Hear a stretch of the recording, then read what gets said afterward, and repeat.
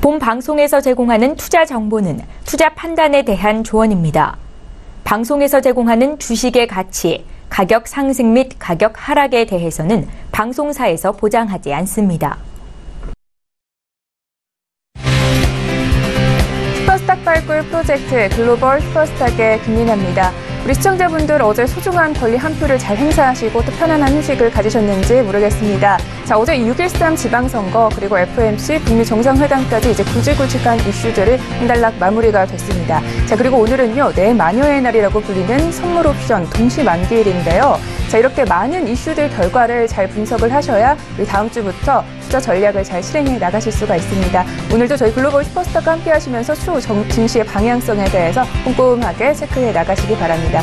저희 프로그램은요, 서울경제TV 홈페이지 그리고 톡스타 홈페이지를 통해서 더욱더 깊이 있는 정보를 받아가실 수가 있습니다.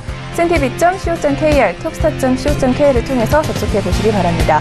참고로 본 방송에서 제공하고 있는 정보는 투자 판단에 대한 조언일 뿐 주식의 가치나 수익률을 보장하고 있지 않습니다.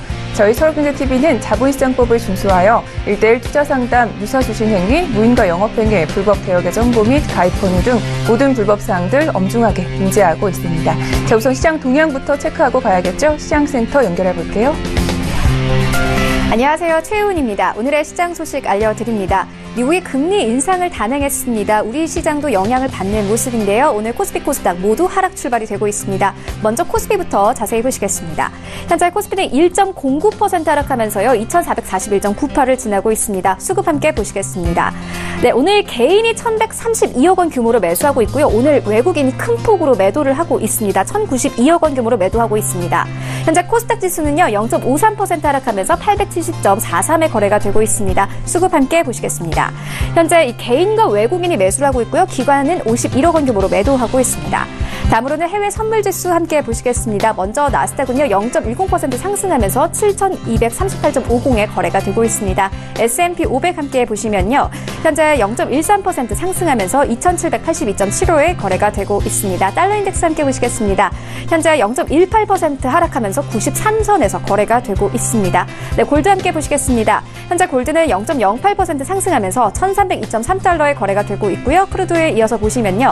네, 현재 0.03% 상승하면서 66.67을 지나고 있습니다.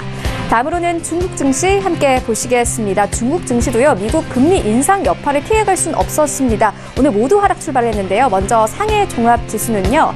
네, 현재 상해 종합지수 알려드립니다. 모두 하락 출발했는데요. 항생지수도 하락 마감을 했고요. 네, 먼저 항생지수는 0.97% 하락하면서 3,049.80에 마감을 했습니다. 다음으로는 항생지수 함께 보시겠습니다. 1.22% 하락하면서 3725.15에 마감을 했습니다.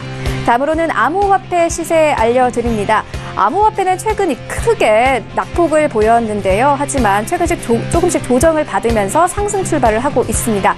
비트코인 보시면 0.40% 상승을 했지만 여전히 700만 원 선에서 현재 거래가 되고 있고요. 에이다가 1%대 상승하면서 출발을 하고 있습니다. 아인스타 유님이 3% 상승 출발을 하고 있고 이더리움 소폭 상승을 하면서 출발을 하고 있습니다. 네, 다음 종목 함께 보시겠습니다. 현재 퀀텀이 0.26% 상승하면서 11,710원에 현재 거래가 되고 있고요. 리플, 스텔라루멘, 비트코인 캐시 오늘 모두 상승 출발을 하고 있습니다. 다음으로는 거래량 순위 함께 보시겠습니다. 여전히 1위에는 이오스가 올라와 있고요. 에이다, 비트코인 캐시, 트론, 비트코인 이렇게 현재 흘러가고 있습니다. 지금까지 시장 소식 알려드렸습니다. 최은이었습니다.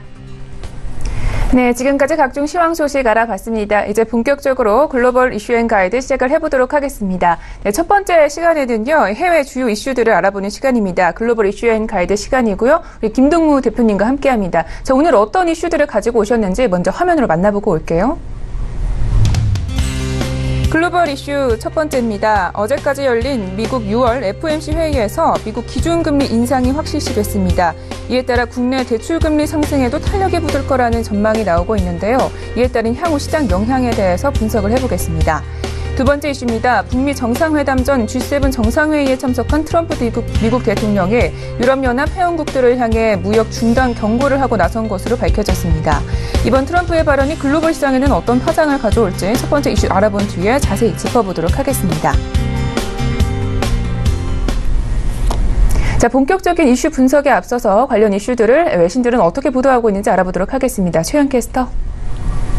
네, 이어서 글로벌 이슈 두 가지 브리핑해 드립니다. 첫 번째 이슈는요, 금리 인상에 관한 이슈였습니다. 관련된 외신 함께 보시겠습니다. CNBC에 나온 기사고요. 제목 보시면 Here's how the Fed rate hike will affect your finances. 이렇게 제목 나와 있는데요. 금리 인상이 당신의 경제 상황에 미칠 영향, 이런 제목입니다. 아마 시청자분들이 가장 많이 궁금해하실 부분인 것 같은데요. 관련된 내용 조금 더 자세히 보시겠습니다. 네, CNBC에서는요, 현재 페드는 이틀간의 FOMC 정례 회의를 마치고 1.50에서 1.75%였던 기준 금리를 1.75에서 20%로 0.25%포인트 인상하기로 결정했다. 이렇게 이야기를 하고 있습니다. 네, 다음 워딩 함께 보시겠습니다. 한 전문가들은요, 이렇게 이야기를 하고 있습니다. 만약 당신이 인플레이션과 함께 가지 못한다면은 당신은 아마 재정적인 부분에 있어서 큰 손해를 보게 될 것이다. 이렇게 이야기를 하고 있는데요. 아마 이 금리 인상과 관련된 대출 금리가 상승할 것으로 예상이 되면서 이런 분석을 내놓고 있습니다. 조금 있다가 전문가들과 다시 한번 이야기 나눠보도록 할 테고요. 이어서 두 번째 이슈 브리핑해 드립니다. 이 G7에 관련된 내용이었습니다. 관련된 내용 보시면요. 익스프레스지에 나온 기사고요. 제목 보시면 We're not EU's piggy bank anymore. Fears Trump warns Brussels USA will cut off trade. 이렇게 제목 나와 있습니다. 트럼프 대통령이 EU에게 이렇게 경고를 하면서 우리는 더 이상 당신들의 돼지 저금통이 아니다. 이렇게 이야기를 하고 있습니다. 관련된 내용 조금 더 자세히 보시겠습니다. 네, 익스프레스지에서는요. 현재 트럼프 미국 대통령이 G7 정상회의에서 EU 회원국 정상들에게 불공정한 무역 관행을 바꾸지 않으면 더는 무역을 하지 않겠다고 경고했던 것으로 밝혀졌다. 이렇게 설명을 하고 있습니다. 관련된 내용 조금 더 자세히 보시겠습니다. 네, 여기서 보시면요. 이 트럼프의 워딩이 나와 있는데요. 이제 모든 사람들이 훔쳐가는 이 돼지 저금통이 아니다. 이렇게 이야기를 하고 있습니다. 네, 현재 이 G7에 대해서는 이렇게 이야기를 하고 있는데요. 앞으로는 어떻게 될까요? 전문가들과 다시 이야기 나눠보도록 하겠습니다. 네, 최윤 캐스터 수고하셨습니다. 자, 첫 번째 이슈부터 분석을 좀 해보도록 하겠습니다. 지금 김동우 대표님과 전화 연결이 되어 있습니다. 자, 미국 기준금리 인상과 더불어서 국내 대출금리도 같이 상승할 거다라는 예측이 나오고 있는데요. 좀 향후 예측 좀 어떻게 보시나요? 네, 지금 미국 금리 인상이 되다 보니까요. 또 지금 한국 대출금리가 또 뛸 거라는 이제 그런 예상들이 나오면서 지금 현재 뉴스가 나왔고요. 또 그러다 보니까 가장 또 취약한 계층들이 그런 금리 인상에 대해서 부담스러움을 가질 수 있는, 사실 어떻게 보면 경제 전반에 걸쳐서 사실 좋은 소식은 아니라고 볼 수가 있겠고요. 그러다 보니까 현재 은행권의 어떤 그런 변동금리라든지 전체적인 대출 관계, 이런 부분들까지도 영향을 받지 않을 수가 없다. 그래서 지금 미국 주가가 오르고, 지금 현재 우리나라 주가는 제대로 올라가지 못하는 그런 또 비현실적인 그런 또 악영향을 받고 있는 상황이다 보니까요. 차후 시장에도 점진적으로 봤을 때는 결코 좋은 그런 내용은 아니라고 보여지고요. 미국의 금리 인상 자체는 경기가 호전되고 부양 정책이 중단되고 한다는 자체만으로도 경기가 좋아진다는 얘기인데, 오히려 지금 타 국가들은 이런 내용들 자체만으로도 악영향을 받고 있다. 그래서 오늘 같은 경우 국내 시장도 지금 선물 옵션 만기일임에도 불구하고 지금 하락세가 나오는 요인이 아닐까, 그렇게 보고 있습니다. 네, 알겠습니다. 자, 첫 번째 이슈는 여기서 마무리를 하도록 하고요. 다음 이슈 같이 좀 보도록 하겠습니다. 자, 트럼프 미국 대통령이 G7 정상회의에서 EU에 엄포를 놨다고 합니다. 불공정한 무역 관행을 더 이상 이제 무역을 하지 않겠다, 이렇게 얘기를 했는데, 자, 이번 트럼프 발언과 관련해서 현재 시장에 좀 미치는 영향에 대해서도 좀 분석을 도와주세요. 네, 지금 도널드 트럼프 미국 대통령이 지난주 이제 캐나다에서 열린 이제 G7 정상회의에서 이제 유럽연합 회원국 정상들한테 어떤 불공정한 무역 관행을 바꾸지 않으면 더 이상 무역을 하지 않겠다는 그런 강력한 경고를 하면서 이제 이 소식이 전해졌는데요. 일단 트럼프 대통령이 현지의 ABC 방송과의 인터뷰에서도 8일과 9일에 캐나다에서 열렸던 G7 정상회의 상황을 이제 설명하면서 EU 정상들에게 어떤 불공정한 무역은 바꿔야 한다, 이렇게 알렸다라고 얘기를 했고요. 좀 미국의 보호무역주의 정책에 대한 문제는 현재로서는 단시간 내에 결정될 사항은 아닌 것 같고요. 당분간 지속적으로 이어질 것으로 이제 보인다. 네, 다만 무조건 악재라고 보기에는 힘들겠지만 어쨌든 이 이슈 자체로만 놓고 보고 현재 어떤 분위기상으로만 보자면 사실 좋지 않은 상황이다 이렇게 생각할 수가 있겠고요. 이제 투자 시장에서도 이 문제가 지속적으로 뉴스가 나올 때마다 시장에 영향을 미치지 않을 수는 없다라고 보기 때문에요. 미국의 어떤 정책이 보류되거나 혹은 또 트럼프 대통령 행정부가 이 상황에서 물러설 것으로 보이지는 않지만 전혀 배제할 수는 없겠습니다. 다만 이 향후 이 이슈에 관한 어떤 내용들을 지속적으로 좀 체크를 하시면서 시장 동향 파악하시면서 전략을 세우는 수밖에 없다. 지금은 아쉽지만 그런 내용으로밖에는 생각을 할 수가 없겠네요.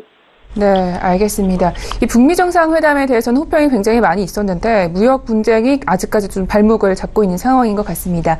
자, 이렇게 해서 이슈 두 가지는 여기까지 분석을 해보도록 하겠습니다. 자, 이어서 이슈 두 가지를 바탕으로 해서 이번에는 우리 가이드 한 줄평을 들어보도록 하겠습니다. 네, 멘토님, 지금 상황에서 우리 투자자분들 어떤 가이드로 이행을 하면 좋을까요? 네, 제가 오늘 들고 나온 이제 가이드는 Penny Wise and Pound Foolish라는 내용의 글귀를 갖고 나왔는데요. 네네. 단순하게 얘기하면 작은 것을 이렇게 욕심내다가 큰 것을 잃는다는 이제 그런 내용인데요. 지금 단순하게 따지면 어떤 주식들도 조그만 이슈에 막 흔들려서 그런데 투자를 들어갔다가 오히려 큰 손실을 보는 경우도 있고요. 작게 비유를 하자면 그런데요. 이제 지금 많은 이슈들 속에서 시장이 혼란스럽지만 그 속에서 아주 작은 수익을 노리는 그런 또 스캘핑 매매는 좀 자제하시는 게 좋지 않을까 싶어서 제가 오늘의 이슈는 이걸로 들고 나왔어요. 그래서 좀 더 시장을 멀리 보고 좀 큰 그림을 보고 대응을 전략을 세우시는 게 도움이 되지 않을까 해서 오늘의 이슈를 이 가이드를 갖고 나왔습니다. 네, 알겠습니다. 오늘의 좋은 가이드 한 줄평 감사합니다. 자, 지금 대출금리 인상 때문에 주식시장에 악영향을 미칠 것이다.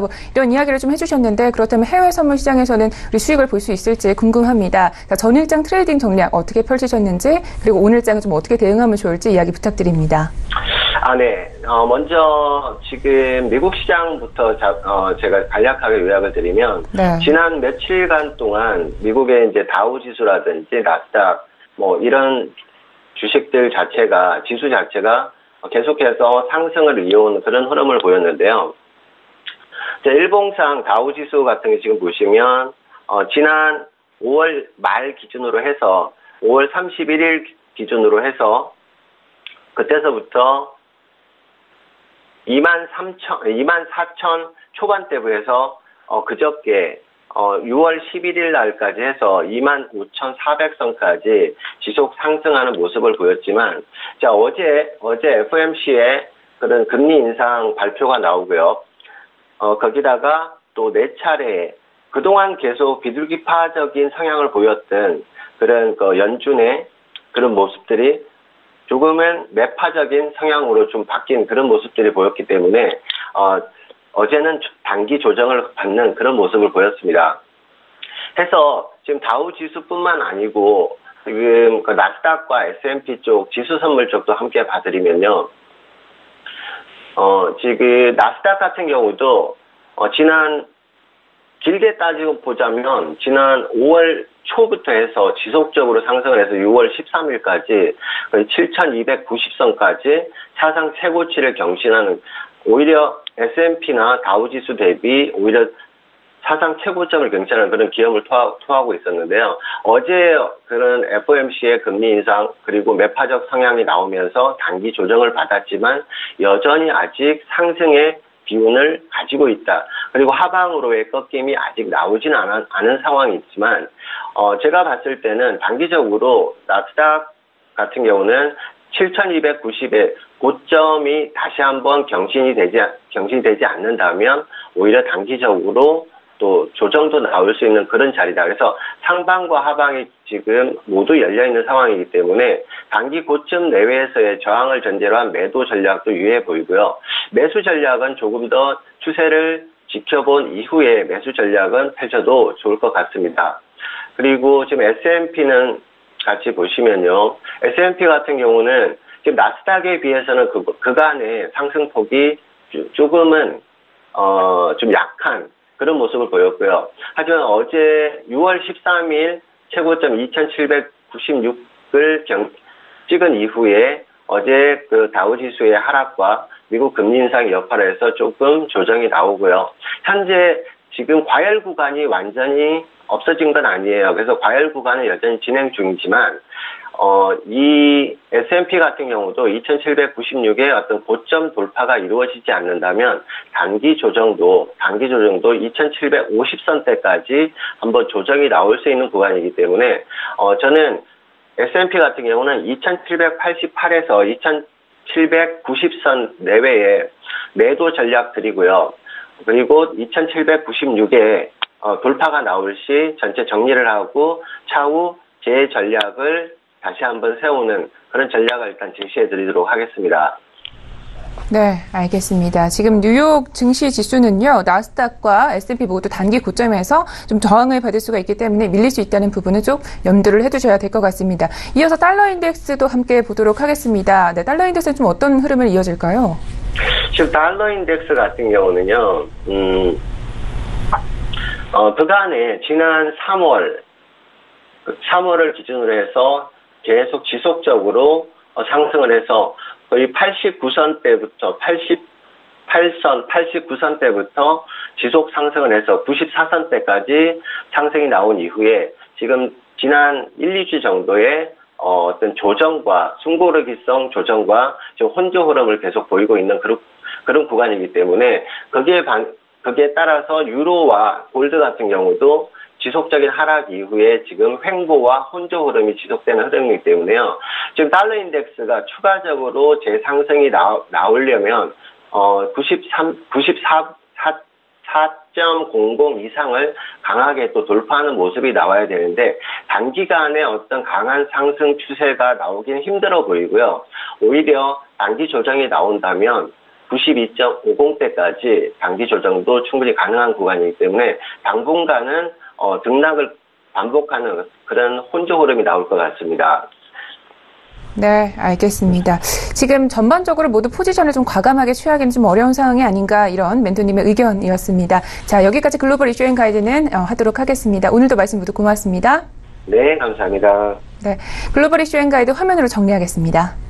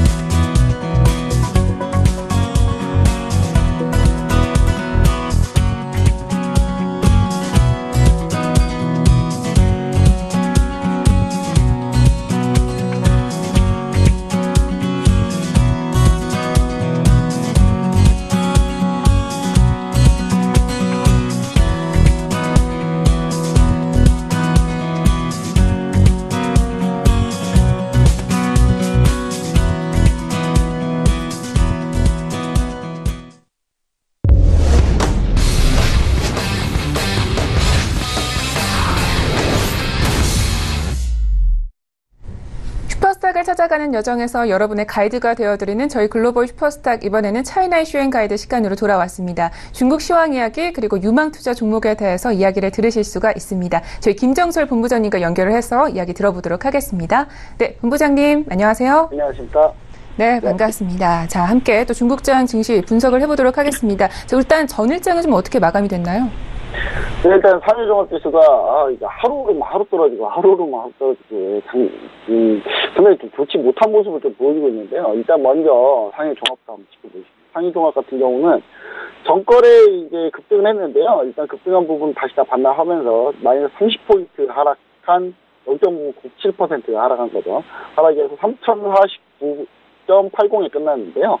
일단 선전 성분지수 같은 경우는 이거보다 더 많이 하락을 했습니다. 1.49% 끝나겠고요. 1162.65포인트에서 장을 종료했고요. 창업한 지수 같은 경우는 이제 점점 밑으로 내려갈수록 제가 뒤에 얘기할수록 이제 중소형 지수인데 창업한 지수 같은 경우는 더욱더 하락을 했습니다. 2.57% 급락했고요. 그 다음에 1685.89포인트에서 마감을 했습니다. 근데 일단 신흥국 유동성 우려가 약간 투심에 좀 반영을 되지 않았나 이렇게 좀 생각이 되고요. 신흥국 유동성 우려라는 게 미국 FOMC 회의에서 이제 기준금리 인상을 할 거기 때문에 이제 그런 부분들에 대해서 최근에 신흥국 위기감이 이제 불거지면서 중국 역시 영향을 좀 받았다고 할 수 있겠고요.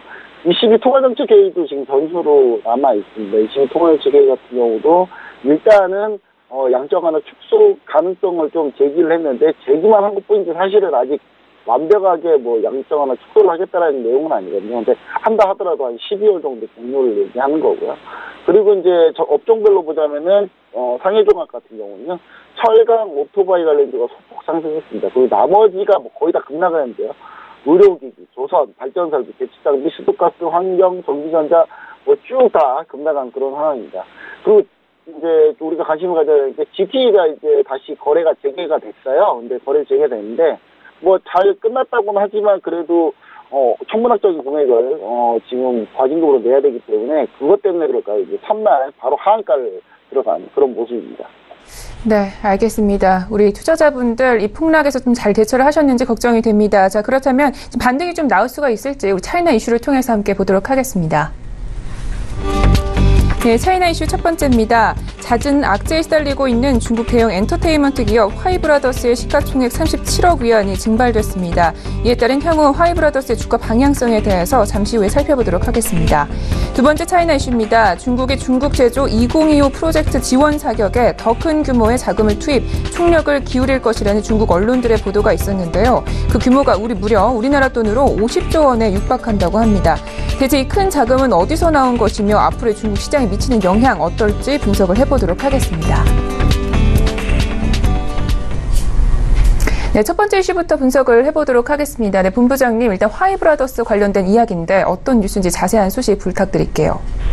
네, 화이브라더스 지난번에 한번 소개를 한번 드렸었죠. 판빈비 관련해서 임명계약과 탈세 그 부분 때문에 이제 급락을 했다 얘기를 한번 소개를 한번 드렸었는데 대주주 이제 왕씨 형제가 대주주인데요. 이 대주주들이 화이브라더스 대주주가 지금 90%가 주식을 담보로 한 대출을 지금 가지고 있기 때문에 주가가 급락을 하게 되면은 결국 또 이제 주가 이제 그 담보가 약해지기 때문에요. 그래서 주식을 또 내다 팔아야 되거든요. 그런 부분 때문에 지금 악순환이 계속되고 있는 거 아닌가라는 얘기가 지금 나오고 있고요. 수매가 쏟아질 가능성이 있기 때문에 이제 시장에서는 좀 불안해하는 그런 모습입니다. 그리고 국민여배 의혹, 판빈비 임명계약과 탈세 의혹 같은 게 이제 도화선이 됐기 때문에 향후 이 전망 자체가 상당히 어둡지 않나 그런 관련된 뉴스가 나왔습니다. 네, 지난 시간에 한번 소개를 해드렸던 내용이죠. 중국의 국민여대 우 판빈빙의 임명계약 그리고 탈세 의혹이 좀 불거지면서 전반적으로 폭락이 이어졌었습니다. 전 지금 대주주의 지분이 또 대출담보로 잡혀있다 이런 소식들도 이어지고 있거든요. 이렇게 되면 아무래도 추가적인 대폭락이 좀 이어지지 않을까 이렇게 우려스러운데 우리 멘토님은 좀 어떻게 보시나요? 네, 지난 시간에 이제 소개해드렸던 내용이긴 합니다만은 일단 가능성은 좀 높다. 네, 이렇게 좀 보여집니다. 중국 당국이 이제 조사에 따라서 이제 결국은 결정이 날 것 같은데, 일단 화이브라더스 같은 경우가 1994년 이제 왕씨 형제가 설립한 그런 이제 중국 영화 및 엔터테인먼트 기업인데요. 소속 연예인만 봐도 탑입니다, 거의. 이 화이브라더스가 중국의 아주, 최고의 그 엔터테인먼트 기업이다라고 볼 수가 있는데요. 일단은, 리빙빙, 이천, 야오천, 징보란 등 이제 전부 다 중국 유명 배우들이 지금 화이브라더스 소속이고요. 지난해 화이브라더스가 배급 영화로만 거둔 수익, 영화 배급해가지고 그냥 거둔 수익만 해가지고 51억 위안으로 이제 하나로 따지면 8,600억이에요. 어마어마한 기업이거든요. 근데 조 단위 수익이 그냥 나는 기업이기 때문에, 매출을 그냥 내는 기업이기 때문에 상당히 좀 뛰어나다, 이렇게 볼 수가 있겠고요. 그리고 일단 폭로 당사자인 이 취이웅이안이라는 이제 그 폭로 당사자가 있지 않습니까? 앵커가 있는데 화이브라더스 사이가 안 좋아요 원래. 그래서 이제 원래 화이브라더스를 타겟으로 한 거 아니냐. 그러니까 이 사건의 발단이 어떻게 됐냐면 취이웅이안이 이제 판빈빙에 대해서 이제 임명계약이 있다라고 얘기를 하면서 이 사태가 벌어졌는데 사실 화이브라더스가 이 중국의 영화가 있는데요.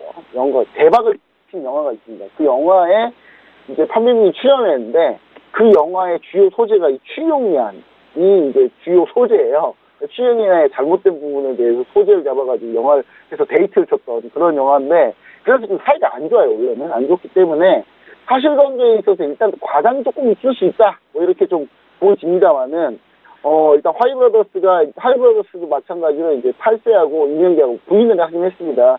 그래서 이제 품매설도 없다라고 이제 그런 것도 이제 가능성도 일축을 했는데, 제가 봤을 때는 이 하이브라더스가 적극적인 투자, 그러니까 해외 투자를 많이 했어요. 지분, 그러니까 다른 기업들 M&A를 많이 했기 때문에 제가 봤을 때 대주주 지분으로 담보대출 분명히 있는 것으로 보이거든요. 그래서 이 부분에 대해서는 어느 정도 좀 문제 가능성이 있기 때문에 당분간은 중국 주식시장 엔터 관련해서 좀 접근을 안 하는 게 맞지 않나, 이런 생각을 좀 해보고요.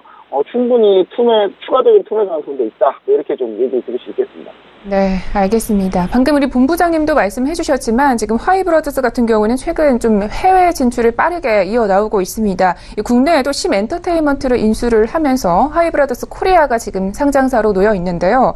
앞으로 좀 이 상장사 하이브라더스 코리아 그리고 하이브라더스의 주가 전망에 대해서 좀 짚어보면 좋겠습니다.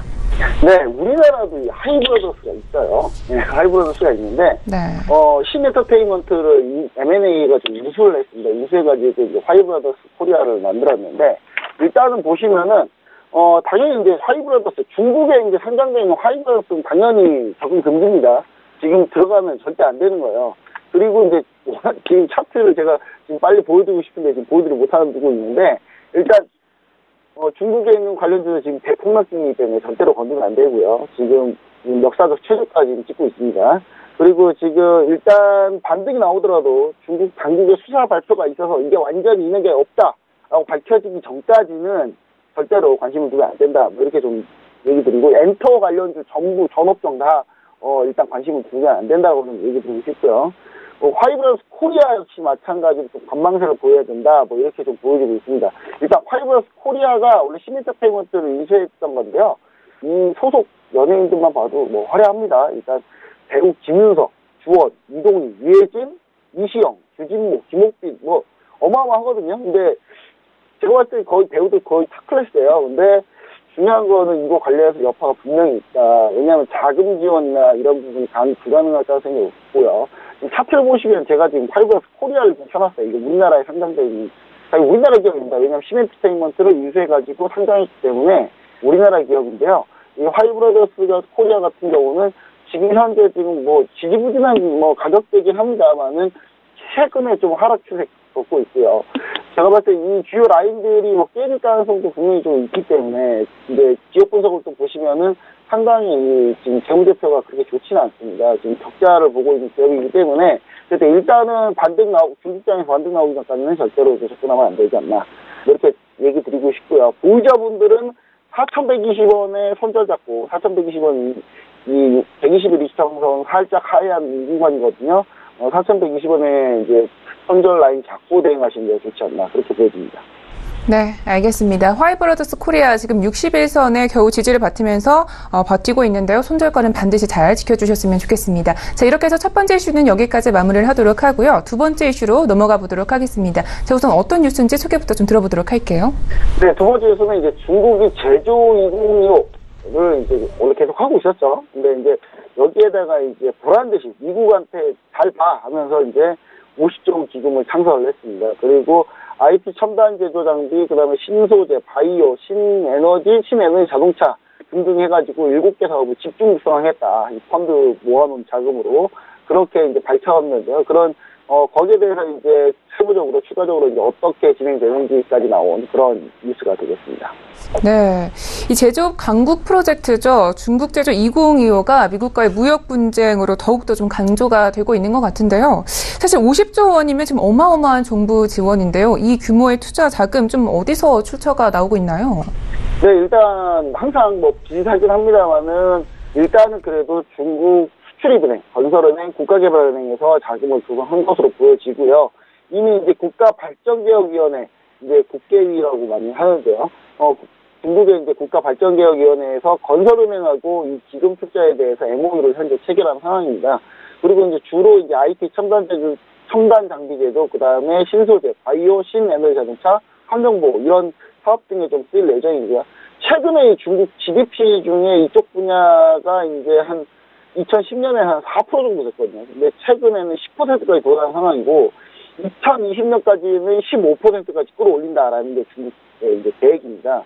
그래서 이제 이런 부분들에 대해서 펀딩을 조성을 하고 그 펀드 자금으로 투자 자금을 많이 이제 지원해주는 그런 형태로 지금 많이 구축이 돼 있다. 그렇게 보시면 좋을 것 같습니다. 네, 알겠습니다. 자, 그런데 이렇게 되면 사실상 오히려 중국에게 좀 미국이 좀 무역 전쟁에서 공격할 만한 단초를 오히려 좀 제공해 주는 게 아닌가 이런 생각도 드는데 중국이 왜 이렇게 강하게 나오는 걸까요? 앞으로 좀 중국의 은행들에게도 어떻게 보면 이 부분은 좀 투자 리스크가 되지 않을까 생각이 드는데 앞으로 금융권에 좀 영향은 없을까요?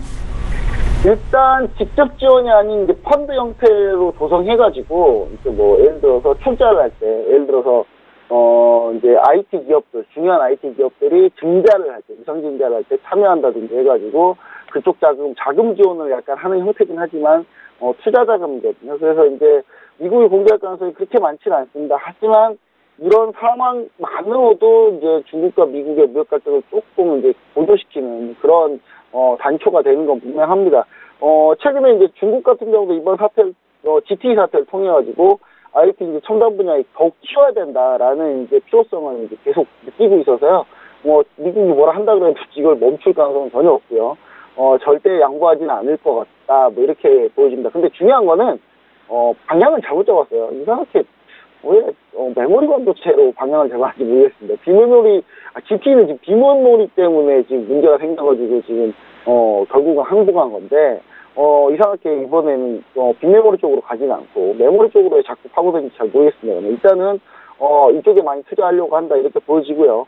향후 2, 3년 뒤에 이제 문제는 은행들이 자꾸 이제 이런 자금 조성을 많이 해요. 많이 하고, 중국은 지방정부하고 은행에서 이런 자금 조성이나 대출을 많이 일으키거든요. 근데, 이 펀드들 같은 경우도 과연 이제 어떤 리스크가 좀 벌어질지. 왜냐하면 지금 이제 금리 인상의 중간 단계에 있지 않습니까? 전 세계가. 근데 금리가 이제 3%, 4%대가 되기 시작하면 사실 글로벌 금융위기가 온 때처럼 2008년처럼 위기가 한번 찾아올 수도 분명히 있습니다. 금리가 높아지게 되면 조달금리가 높기 때문에 기업 운영이 솔직히 쉽지가 않고 그러면서 부실이 생기면서 문제가 커질 가능성이 좀 있거든요. 그래서 중국의 그림자 금융도 계속 이런 식으로 계속 지금 증가를 하고 있기 때문에 제가 볼 때 펀드 조성이라서 좀 대출과 달리 좀 다르긴 합니다만은 그래도 이 부분 만약에 주가가 나중에 이런 투자 기업들이 성과가 많이 못 나고 주가가 급락했을 경우 상당히 또 좀 위기가 다시 또 올 수 있지 않을까 그런 생각도 다시 한번 해보게 됩니다. 네, 알겠습니다. 자, 이렇게 해서 이슈 두 가지를 잘 짚어봤습니다. 자, 이번에는요, 이슈 두 가지를 바탕으로 해서 우리 멘토님이 가이드 한 줄 평을 주실 시간입니다. 네, 멘토님, 오늘의 가이드는요? 네, 좀 자랑을 하긴 합니다만, 북미 정상회담의 승자는 글로벌 슈퍼스타이다. 이렇게 좀. 북미 정상회담의 승자가 글로벌 슈퍼스타이다. 네. 네, 왜 그렇게 보시는지요? 일단은 저희 서울경제TV를 제외하거든요. 네. 거의 대부분의 언론이 이번에 북미 정상회담에서 미국이 한번 이제 정상회담 하려고 했다가 한번 취소했잖아요.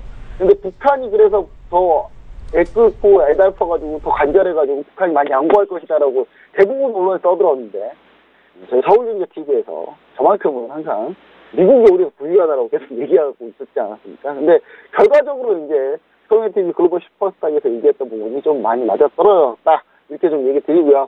중미 무역전쟁에서도 겉보기하고 달리 미국이 조금 피해가 크다 자꾸 좀 얘기를 자꾸 드립니다. 그러니까 이게 이럴 수밖에 없는 게 트럼프 대통령은 사실 11월 중간선거가 목표이기 때문에 이 정점을 10월 달에 찍고 싶어 할 거예요, 아마. 어떻게든. 10월 달에 찍고 싶어 할 겁니다. 아마 10월 달에 김정은 위원장이, 이제 백악관에, 미국 백악관에 건너가지 않을까.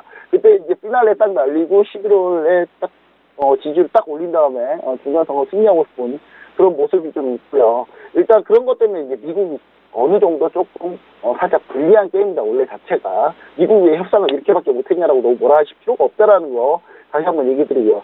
국제정세와 관련된 투자를 좀 심도 있게 봐야 되기 때문에 우리 글로벌 슈퍼스타를 반드시 좀 시청을 하시면은 이런 좋은 정보들, 좋은 판세 흐름 이런 거 잘 예측할 수 있을 거라고 다시 한번 얘기 드립니다. 네, 알겠습니다. 자, 고맙습니다. 자, 이제는 투자 종목에 대해서 이야기를 들어볼 시간으로 가보겠습니다. 자, 이번에도요, 리뷰를 해주신다고 하는데요. 오늘은 어떤 종목을 리뷰해 주실 건가요? 네, 제가 자꾸 리뷰하는 이유가 있어요. 네. 중국집이 별로 안 좋아요. 아니면 신규 종목을 추천하기가 그렇게 좀 좋아지는 상황이 아니라서 근데 기존에 제가 들었던 종목도 잘 가고 있거든요. 그래서 제가 잘 가고 있는 종목들이기 때문에 자꾸 이제 리뷰를 해줍니다. 왜냐하면 목표까지 자꾸 도달하니까 그 다음은 어떡하냐고 자꾸 톡스타 그 에이트사단 방에 오셔가지고 자꾸 남기기 때문에 제가 다시 한번 또 얘기 드립니다. 자, 첫 번째 리뷰해 주신 오늘 두 종목을 리뷰할 건데요. 첫 번째 종목은 상해국제공항입니다. 상해국제공항. 자, 상해국제공항은 이제 제가 항상 얘기 드렸지만 이제 중국이 중국 15억이 여행 다니기 시작했다라고 자꾸 얘기 드리잖아요. 해외여행 특히 많이 간다. 2017년에 비항공, 근데 중요한 건 상해국제공항은 비항공 매출이 최근에 좀 많이 떴어요. 이 비항공 매출이 이익성장 30%를 좀 차지하고 있고요.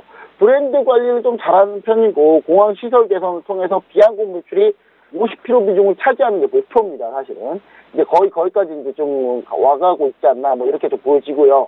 3월에는 면세점 계약을 진행했는데, 이 3월 면세점 계약이 임대료 인상률 같은 경우가 이제 제1회 공항이라고 하죠. 중국의 북경 수도항공에 거의 근접을 했습니다. 그래서 거의 뭐 이쪽으로 패권 넘어가는 거 아니냐 뭐 이런 얘기도 많이 나돌고 있고요.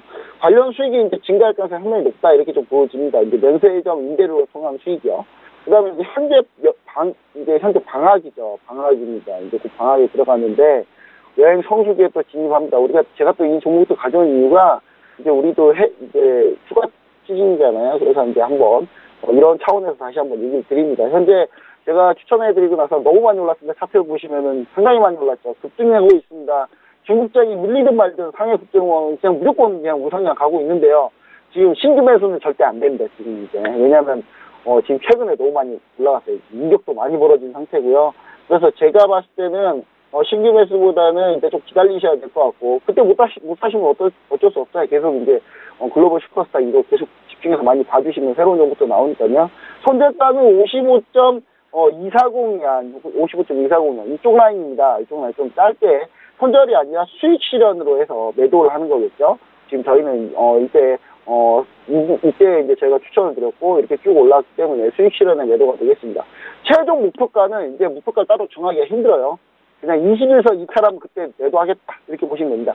제가 들었던 수익 매도가 역시 21선에 맞닿은 자리입니다. 그래서 이 부분 좀 신경을 써주시면 좋을 것 같고 두 번째 리뷰 하나 드리겠습니다. 중국 국제여행입니다. 이 종목 역시도 참 많이 이제 소개시켜 드렸었는데 보시면은 제가 1라인 때 이제 소개시켜 드렸어요. 아마 잠시만요. 제가 소개시켜 드린 라인 때가 이쪽 라인이죠, 지금. 이쪽 라인에서 제가 소개시켜드렸는데, 지금 쭉 올라왔습니다. 이제 중국 사람도 여행 많이 다니죠, 이제. 1분기 매출이 88.49억 위안으로 53% 증가했고요. 순이익은 이제 62% 증가를 했는데, 최근에 해남도의 무비자 정책으로 해서 해남성을 찾는 이제 외국인 관광객이 한 3배 이상 증가를 했습니다. 해남도가요, 제주도, 오키나와와 함께 아시아 에 있는 이 3대 섬인데 면세점이 있는 섬이기도 합니다. 그래서 이제 최근에 면세점 실적도 상당히 좋다 이렇게 볼 수 있겠고요. 매수가는 신규 매수하실 분들은 61.420까지 기다리셔야 됩니다. 61.420. 요 라인입니다. 요 라인까지 꼭 기다리셔야 된다. 지금 현재 당장 매수하시면 안 된다라고 얘기 드리고요. 손절가는 57.830인데 이 라인입니다. 이 라인 쪽 이제 62타라는 라인이고요. 최종 목표가는 70점, 이미 1, 2차 목표가 다 찍었고요. 최종 목표가는 71.300으로 제시해드리겠습니다. 네. 전반적으로 중국 증시가 하락세를 보이고 있음에도 불구하고 상해국제공항 같은 경우에는 13일 날 주가가 최고가를 기록을 했습니다. 우리 김정철 본부장님의 관심 종목, 우리 투자자분들도 관심 있게 보시면 좋겠습니다. 자, 오늘은 차이나 이슈 가이드 여기까지 하도록 하겠습니다. 오늘도 고생해주신 전문가님 고맙습니다. 네, 감사합니다. 네, 차이나 이슈 가이드 화면으로 정리하겠습니다.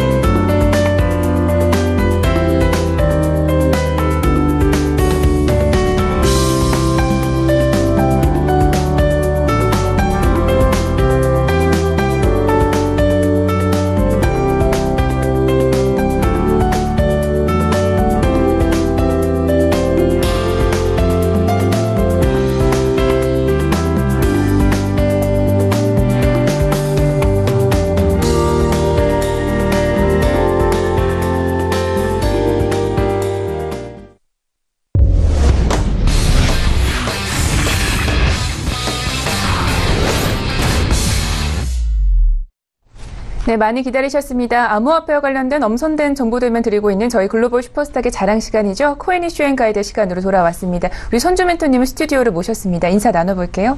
안녕하세요. 네, 안녕하세요. 네, 반갑습니다. 네. 어제 또 투표 잘 하셨나요? 네, 물론 잘했습니다. 네, 알겠습니다. 네. 자, 그렇다면 오늘은 또 어떤 이슈들을 가지고 오셨는지 함께 좀 분석을 해보도록 하겠습니다. 자, 우선 화면으로 먼저 만나볼게요. 네, 첫 번째 코인 이슈입니다. 24년간 보안 분야에 몸담아온 보안 전문가가 이번 코인레일 해킹 사태를 두고 새로운 보안 대응책을 제시했습니다. 어떤 대응책인지 잠시 후에 자세히 알아보도록 하겠습니다. 두 번째 이슈입니다. 일본 내에서 고객의 비트코인을 빌려 거래하는 암호화폐 거래소들이 늘고 있습니다. 비트코인의 시장 유동성을 늘리고 더 많은 고객들을 유입하기 위함이라고 분석되는데요. 일본 내 거래소들의 이런 조치가 앞으로 암호화폐 시장에 어떤 영향을 주게 될지 좀 더 지켜봐야 되겠습니다. 네, 이 코인레일 해킹 사태가 계속해서 피해를 많이 주고 있는 만큼 분석을 좀 더 해보도록 하겠습니다. 자, 우선 지금 상황 좀 어떤지 이야기 들어볼게요. 네, 아직까지 코인레일 해킹에 대해서 명확한 뚜렷한 대안책이 나오지 않고 있어서 좀 투자자들께서 좀 마음에 고생을 하고 계시는데요. 자, 그렇다면은 이런 해킹 계속해서 좀 발생을 하고 있거든요. 그래서 여기에 대해서 대응책에 대해서 좀 알아보도록 하겠습니다.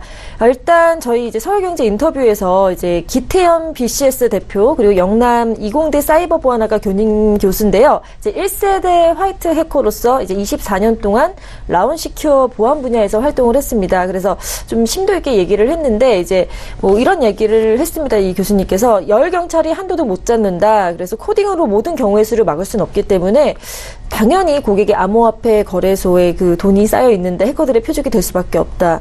그리고 시간이 지나면 뚫릴 수밖에 없는 구조이다. 이런 경고를 했는데요.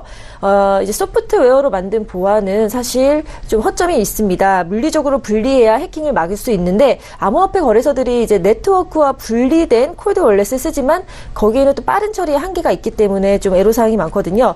외부에서 접근할 수 없는 CPU, 중앙 처리 장치, 메모리 공간에 개인 키나 거래값 등을 저장을 하면 이제 콜드 월렛처럼 안전하면서도 네트워크에 빠르게 연결돼서 처리가 가능한데 이런 것들을 이제 코드베이스라고 해서 코드베이스 콜드 월렛으로 통해서 보안이 좀 빠르고 처리도 빠른 그런 궁극적인 대안책을 좀 제시를 해줘서 여기에 대해서 알아볼까 합니다.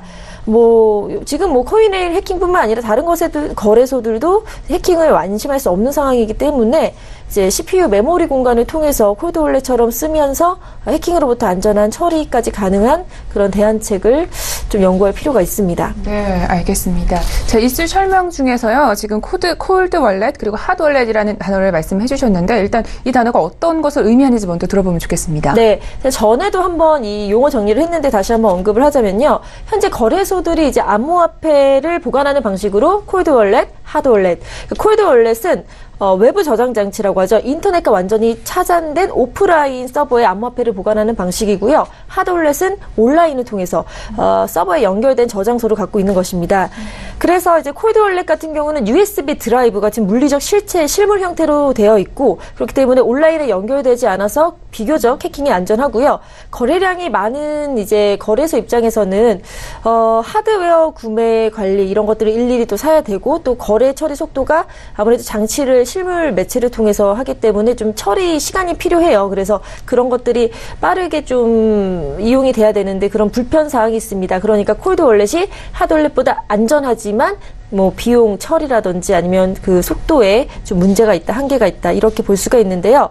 그래서 네트워크에 연결된 일단 핫월렛이 아닌 오프라인 저장 장치인 콜드월렛을 사용을 하지만 불편한 사람이 많기 때문에 여기에 대한 대안으로 이제 기태현 교수는 코드베이스의 그 콜드 월렛 여기에 대해서 좀 초점을 맞춰서 이게 바로 하나의 또 대응책이 될 수 있다라고 말을 했습니다. 네, 이 기태현 교수님이 지금 코드베이스 콜드 월렛이 하나의 대안이 될 수 있다 이렇게 말씀해 주셨는데 그렇다면 이 코드베이스 콜드 월렛 어떤 장점이 있을까요? 네, 콜드 월렛과 핫 월렛 이 두 가지의 장점을 합한 거라고 좀 보시면 되는데요. 그러니까 하드웨어 기반의 데이터 저장 공간을 활용은 하지만 핫 월렛처럼 네트워크에 연결돼 있어서 빠른 처리가 가능합니다. 그래서 두 마리 토끼를 잡은 건데요. 사용자가 이제 요청을 하면 FPGA라고 해서 Field Programmable Gate Array, 그러니까 프로그램이 가능한 비메모리 반도체의 일종인데 여기 이 FPGA 특성을 가진 CPU 메모리 공간을 이제 갖고 있어서 외부에서도 굳이 온라인으로 연결을 안 되더라도 연결이 돼서 접근이 가능해서 이용을 할 수가 있는 겁니다. 그러니까 외부에서 접근이 불가능한 콜드 월렛과 같다고 보실 수는 있는데요. 이곳에 이제 마스터키라든지 개인키, 거래값 등을 중요 정보를 암호화해서 저장을 하면요. 이 FPGA를 통해서 키값 등 인증 등을 가능하고 인증은 가능하지만 정보를 빼낼 수는 외부에서 빼낼 수는 없으니까 거기에 대해서도 안전하게 사용할 수 있다라고 해서 CPU에서 직접 거래를 처리하기 때문에 속도는 또 수백만 배에서 수억 배까지 빨라진다고 덧붙였습니다. 그러니까 이제 사용자가 요청을 하잖아요. 그래서 서버와 연결된 FPGA를 통해서 메모리 저장된 키값 등을 중요 정보는 인증을 받아서 사용을 하고 사용하지 않을 때는 네트워크와 그 연결을 끊어서 외부 접촉과를 차단을 하는 겁니다. 그래서 사용자 요청에 따라 그때그때 뭐 쓰고 빼고 하는 것처럼 이렇게 정보를 좀 안전하게 보관할 수 있다라는 장점이 있는 거죠. 네, 알겠습니다. 자, 그런데 이 암호화폐가 처음에 출시가 될 때 사실 보안에 강점이 있다 이런 얘기가 많이 나왔는데도 불구하고 지금 이런 해킹 사례들이 펼쳐지면서 우리 투자자분들 굉장히 불안하실 것 같습니다. 좀 이 밖에도 해킹을 막을 수 있는 수단이 있다면 좀 어떤 것들이 있을까요? 네, 뭐 암호화폐 거래소 빠른 처리만큼이나 또 개인 보안기 관리에도 신경을 많이 써야 되는데요. 그러니까 암호화폐 거래소가 이제 온라인 금융거래에 준하는 운영 방식을 갖고 있는 만큼 금융 기반 시설의 그 취약점 거기에 대해서 보호 조치를 해야 되는데 사용자의 재산 가도 같은 게 바로 이 키거든요. 이 개인 키를 보관하고 사용하기 때문에 특별한 보안 조치가 좀 필요합니다. 일본 마운트국스 같은 경우도 해킹 사건이 터진 거래소들 이런 코인엘 같은 경우도 이제 다 개인 키 자체에 대한 분실, 그러니까 암호화하지 않아서 발생한 사건이거든요. 그러니까 뭐 이쯤이면 괜찮겠지라고 좀 그냥 좀 이렇게 무방비 상태를 됐기 때문에 이런 또 큰 일이 발생을 했습니다. 그래서 뭐 거래키 유출 가능성이 높기 때문에 이런 거에 대해서 특별한 주의가 필요하고요.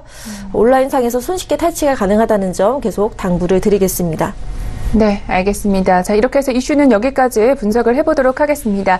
자, 계속해서 오늘 우리 해외 시장 투자 그리고 여기 암호화폐 시장에서 잘 대응하기 위해서 가이드 한 줄 평을 주시겠습니다. 네, 멘토님 오늘은 어떤 가이드인가요? 네, 오늘의 가이드는 사후 조치보다는 예방이 중요입니다. 네, 사후 조치보다는 예방이 암호화폐 시장뿐만이 아니라 전반적으로 다 이게 굉장히 중요시가 되고 있죠. 네, 맞습니다. 사실 항상 뭐 중요하죠. 예방이 중요하다는 걸 잘 아실 겁니다. 그래서 해킹을 당한 후에 뭐 추적하거나 거래를 동결하고 소각하는 조치 이런 것들은 사실 그렇게 어쨌든 뒤늦은 수습이기 때문에 중요한 게 아니고요. 해커들이 침입할 수 없도록 막고 또 그보다 더 중요한 건 침입한 후에도 들어갈 수 없도록 별도의 공간을 분리해서 이중으로 막아야 된다는 거 예방해야 된다. 그리고 거래소들의 약간 불감증, 안전 불감증처럼 이런 불감증들이 있어요. 그래서 거래소들이 최소한 해커들이 침입을 했을 때 즉시 상황을 알리는 그런 프로그램 같은 거 충분히 도입할 수 있거든요. 그런 거 도입을 해야 되고 또 해커 방해하는 도구를 활용해서 투자자들의 좀 불안을 좀 잠재웠으면 하는 바람. 예방이 중요하다는 거 다시 한번 강조드리겠습니다. 네, 알겠습니다. 예방책이 잘 반영이 돼서 또 앞으로도 우리 투자자분들의 손실이 좀 최소화가 됐으면 좋겠습니다. 네. 자, 오늘 암호화폐는 여기까지 하도록 하겠습니다. 오늘도 말씀 고맙습니다. 네, 감사합니다. 네, 오늘도 저희 글로벌 슈퍼스탁은 해외 선물과 중국 주식 그리고 암호화폐까지 전 세계를 대상으로 유망 투자 종목 발굴하기 위해서 열심히 달려왔습니다. 저희 프로그램은요, 서울경제TV 홈페이지 그리고 톡스타 홈페이지를 통해서도 함께 하실 수가 있습니다. centtv.co.kr, 톡스타.co.kr을 통해서 접속해 보시기 바랍니다. 참고로 본 방송에서 제공하고 있는 정보는 투자 판단에 대한 조언일 뿐 주식의 가치나 수익률을 보장하고 있지 않다는 점 또 고지해드립니다. 글로벌 슈퍼스탁 오늘은 여기까지입니다. 빗길 조심하시고요. 오늘도 성공적인 투자 판단하시기를 기원합니다. 함께해 주신 여러분 고맙습니다.